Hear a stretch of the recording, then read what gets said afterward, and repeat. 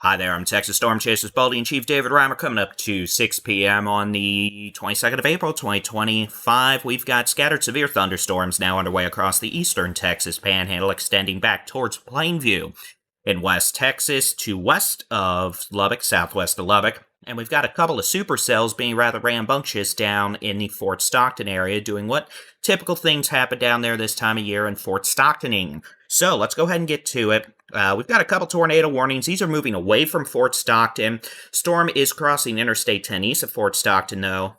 East of Highway 385, west of 190. That's probably got some big hail with it, heavy rain, strong winds, maybe a brief tornado. Ingredients are not really favorable for tornadoes down here overall. Very high cloud bases, weak low-level shear, but we can't rule out a brief tornado because Fort Stocktoning. Those of you who've been around for a while know what we're talking about. We do this every year. Westernmost supercells right down Highway 285. That could have some pretty big hail, strong winds, heavy rain.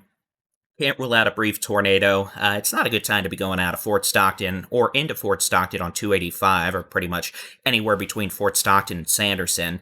Word known, this storm keeps on going. It may end up in Sanderson the next hour, hour and a half. We'll keep an eye on that. Otherwise, we've got a storm now west of Odessa. That's throwing out some hail. That's moving north away from the city of Odessa at this point. Back up in the West Texas, you can see we've got additional storms from near Plains to Brownfield to Littlefield. Those are moving north-northeast. The potential for quarter to ping pong ball size hail, strong winds.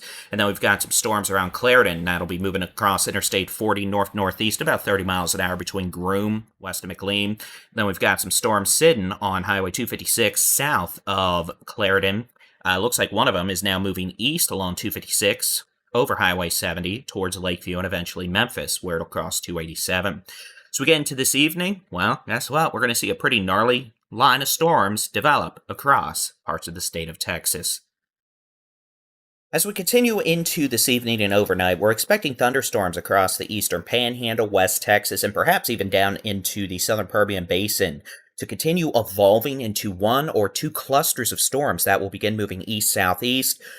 Kind of accelerate, so we could actually see some heavy rain, strong winds in parts of northwest Texas, Texoma, even possibly North Texas, around maybe DFW, maybe 5 to 7 a.m.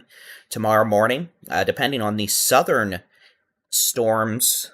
Some of those may make it into the Concho Valley, the hill country. Short-term, high-resolution weather model data has been a bit inconsistent, but it does look like the potential for storms could continue well into the night. Now, storms will generally weaken after midnight into the pre-dawn hours Wednesday as they move east. Something to keep in mind for tomorrow afternoon, though, is we may see an outflow boundary generated by the storms tonight set up in the big country North Texas. If that occurs tomorrow, there is the possibility we could see some storms fire off after sunrise tomorrow morning in parts of north central Texas and the big country.